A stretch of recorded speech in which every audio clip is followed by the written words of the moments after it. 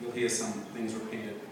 We didn't all get together, but boy, it's amazing. The laugh, the connections with people, our passion for children and state schooling, naughtiness, food and wine, music and theatre, simple pleasures that we all learned about, travel and the cancer journey. That's 10 points for anyone who's mathematical, and I'm not. You're supposed to only have 5, but Sue just say stuff it and get on with it. At Sue-Anne's celebration of her career, she said, "There can't be too much wrong, Cookie, with the energy you get from having a good time." And what energy there is in the room today. God, she'd love it, wouldn't she? Okay, so meeting Sue-Anne. I met Sue-Anne, my parents had a corner store, and in 1981, Sue-Anne rented a unit around the corner with 2 other teachers from Strathpine. My dad described her as that blonde girl with a big laugh. I wanted to get to know her, and sort of did on and off. I thought she was quite wild and really liked her, but I ran into her on a train in 1988, and we were going to Expo, and Sue said she'd just been put on a Year 7 class, and I'd had 4 years of units of work, and she said, "Give them all to me." And that's how we connected. So, I called it the connections, but Sue-Anne, and I think I've said this somewhere else in preparation, but Sue-Anne said to me when we first came out of meeting with the specialist, and she said, "Cookie, I don't really have a bucket list of things to do, but now I've got a relationship list." So, not wanting to leave anyone out, I apologise if I do. The week before I went overseas on the 1st of December, we left the hospital, as we did most nights, and Sue-Anne said, "Can you come back?" When other people did things, I sort of thought, "What do you mean?" So I went to the car park as if I was going, sneak, sneak, came back, and she said, "I want you to write things down." And I wasn't to tell anybody. We'll find out about secrets in a moment. Suey had a ginormous capacity to connect with people and bring out joy, naughtiness, laughter, madness, and fun. Through the years with Sue-Anne, I've become connected with an eclectic range of beautiful people. Girly, Ross, recently Deb, Jade, our little Suey, Sally, that's Suey's family, and her prized little buddy of late. These aren't in order, but we just listed them down. Carmel, what a friendship. Joe Masterman, who's come in from Cambodia. The Hills, Jenny, who's just come from England. Kylie, Dimitri, Sophia and Talia.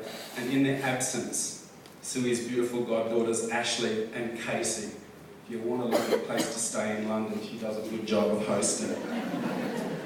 Lindine and Larry, Moy and Terry. My God, what beautiful people they have on staff. Sylvia and Eric, Denise and Terry, Matt and Lynn Bagley, the Longtons, David and Carolyn. Neighbours, Joan and Maury, and from around the area and next door, Jenny and Tanya. The beautiful Mary Dan that Sue-Anne idolised, and who was a great mentor. Math. Sue asked me to also thank, because her job and her passion was education, but she said, "Please pass on my love to Tom Robertson, Karen Howes and Alison Smith." There are friends of mine who got to know her too, and some of them are in there, but also Peter and Sabina, who are the Childers Austria connection, sent a text. I'll read it in a minute. David and Susan, who's flown up today, and Yazzie. The message I got from Austria last night was, "I'm so sorry to hear about Sue-Anne. She was an incredibly strong and impressive person. I feel honoured that you introduced me to her." And I thought, Susie's gone viral. You know, she's viral. So the key points, the colour. Girlie's got one on. Her jackets. The scarves, some of them. God, how does anyone ever go to Melbourne with Sue-Anne and get out of the Victoria markets alive? Grovely, the pink school. The nails. Big red ones, Mazzy painted them. Look, the schooling stuff, people have said things, but what I remember was one of the gurus in our region at the time asked me, would I help coordinate this reflection process across the state as part of the Year 2 net? and you had to get 2 people from each region. And I thought, and I said to Ross Vickery at the time, can I choose some of the people? He said, no, you're not that important, just get 2. You have to go through protocol and go through these regional people. So anyway, I wangled it that I got Sue-Anne in the team. The gusto from that training was fantastic. I don't know whether Karen remembers this, but she used to steal the pens and the notelets that principals left at conferences. So she'd stack a bag with them so that she could give them to the kids at school and to the teachers as presents and things like that. She did spend a lot of time getting to know the kids and families, and 5:30 in the morning, it didn't matter what you might have been doing, the phone would often ring and she'd talk about a kid or a family or something, and often she didn't even say hello, it was just and the children at both of the main schools she was at, but that garden at Nashville, kids look after it because she loved that and she loved what you've done with it. The naughtiness, you have to ask us later because we do have children in the audience. What did Sue offer to get us over the border from France to Spain when there were no trains? The trains were on strike and Sue-Anne was taking us, about 14 of us, under her wing. That's a story later on. In a public forum like this, I can't tell some of the other stories, but I think Carmel will be charged with the job of writing the first chapter towards the bestseller, The Naughtiness. Food and wine was mentioned. She loved to read, she loved cooking shows. I didn't really get into too many of them. She loved going down to Morgan's for seafood and recently discovered teppanyaki. Biblos she fell in love with, where we had her big do. And also she loved to just take us down to Doug's at Sandgate. Music and theatre, just last year alone, the shows. Cat Stevens, we saw the show. We tried to do as many things as we could. Mary Poppins, here's a community story. Beautiful parents at my school heard about Sue-Anne. They were in the orchestra. They said something to me about it. I don't know what happened. And I said, oh yeah, I'm taking my friend Sue-Anne, we're going to that. So they organised special seating. No one's here from that. Copied the show CD and everything. Got her a signed program, she just got it all really. When we went to Petula Clark, and you'll hear some music later on from her shows, but Petula Clark, Sue-Anne took over the whole area, and before we know it, we were all moving and going along, around every corner and all that. She loved those sort of shows. Jersey Boys was one of her favourite musicals, and she phoned me from London. The timing was never good with Sue-Anne. But she phoned me from London to say she'd come down from Jenny's, and guess what, Cookie, I'm going to see Jersey Boys. Then she rang me afterwards, and you got to see it, and we went again last year. It was the first time I saw it. It's a great memory. Savoyards, she loved going across to the wonderful shows they do, and also she'd always ring or invite you to go up for Australia's Got Talent. We had Suey. The footy and the cheering. She loved the Broncos' State of Origin matches. When we were in Melbourne last year, we had to watch the State of Origin. We had the food in, the wine in, and there was a thing in the door that said about noise, and Sue-Anne said, I'll stop it, and I didn't know how loud she was, and that's at the auditorium, but we thought we'd get kicked out of the hotel, in the apartment in Melbourne. Just very quickly, I know I'm going to be 2 or 3 minutes over time, but it doesn't matter because of Sue-Anne. Phuket, our travels. Phuket, she had this routine every day. Whenever you're going for a coffee at Starbucks, Sue-Anne loved it at 11 o'clock every day. Massages and those big feet, she had to buy colourful ladyboy sandals to fit her feet. For my 50th, there were about 14 to 15 of us who ended up going overseas, and all I just want to mention are a few things. Sue-Anne, who got us with Jenny on an open-air bus in one of the coldest days in Paris. And Sue-Anne said, but that's what I do in every city. Get on an open-air bus in that temperature. In Barcelona, Sue-Anne said, we went to many tapas bars, but Sue-Anne used to say, don't we have to do the internet or something? And they'd say, come on, Cookie, let's go and have another one. And we just sort of ransacked tapas bars with lots of wine in Barcelona. In the Greek islands, what I can see Sue one day, she was tired, and she obviously had the cancer at that time, and she said, stuff it today, Cookie, we're not going out with anyone, just lie here. We're in this beautiful hotel, blue and white, I'll never forget her there. Not the last trip, the trip before, we took Suey, Carl and I to Bali, And this is a classic for someone who loved maths. She stuffed it up. She nearly sent us bankrupt. We ordered wine and then these platters, and Sue-Anne said, "This is a bargain." So Carmel said, "I'll have a shout." So we had it again. And then I said, "I'll have a shout," as you do.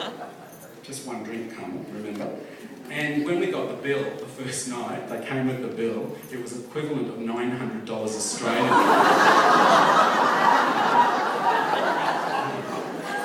Yes, education's in good hands. So, very quickly, we then, the last trip that I had the pleasure of going overseas with Sue-Anne was I took her to Vietnam. And she said, "Cookie, you know that I'm sick and I've got to watch what I'm eating and everything, so we have to stay 5-star. Of course we did. We stayed in this hotel. We had the great room, lots of stories I could tell you about that, but then we came back the second day and the whole hotel foyer had red carpet going up the stairs and this way and that. So you said, "Oh shit, Cookie, they know I'm here." It turns out on the same floor that the Princess of Thailand was here. And Sue-Anne said, "Well, the Principal of Brighton's here too," and she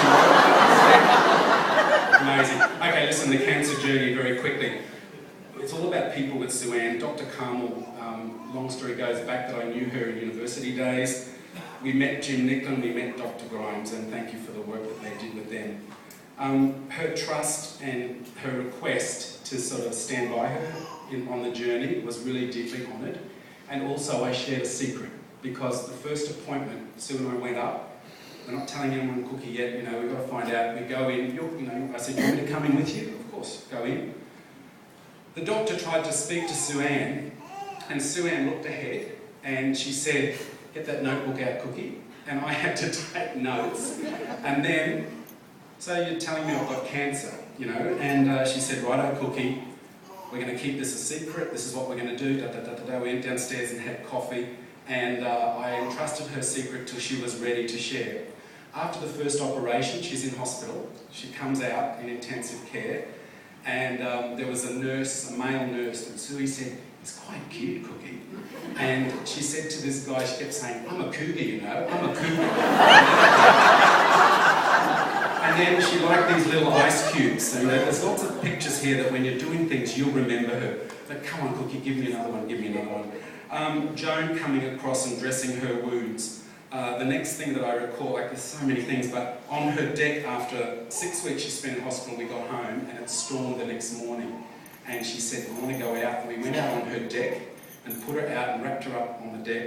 And I'm not sure whether this was the first operation or the second, but it's in my head about, she said, "Shit, I love rain." And she said, "Get out there and dance, Cookie."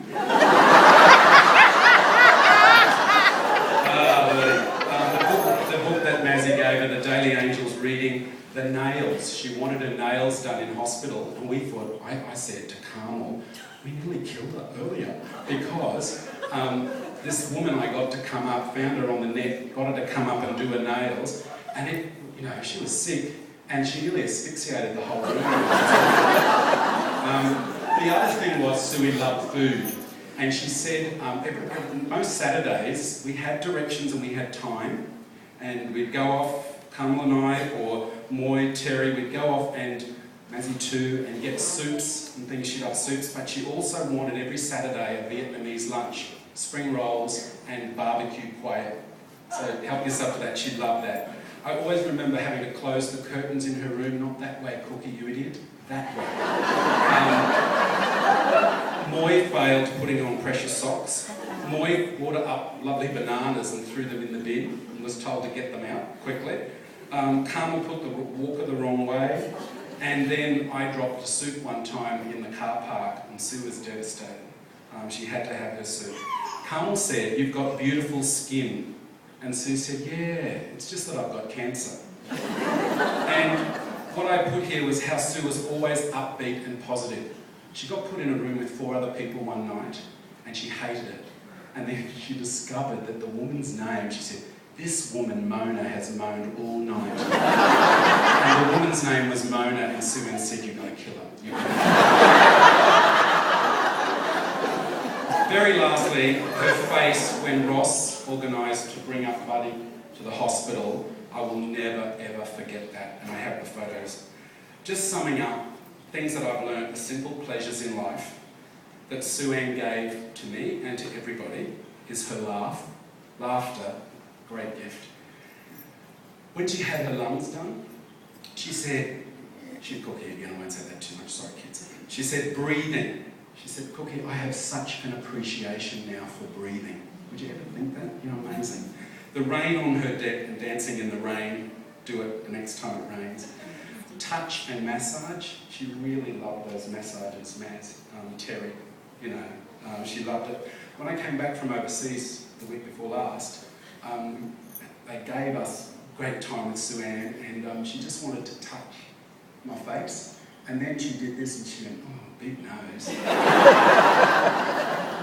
Sitting on her back deck was a pleasure. The 5:30 a.m. calls, the aircon at her house, God, that bill. You know, it had to always be on. But the big thing is her importance of relationships, and you are all a part of that. To quote a friend of Mary Dan's who said to her recently, I'm going to finish with this, Sue-Anne was spectacular in life, and she passed at a momentous time in Queensland's history. Always, too, will it be the day before the commencement of the school year, and it will remind me of her passing. God bless you, Sue.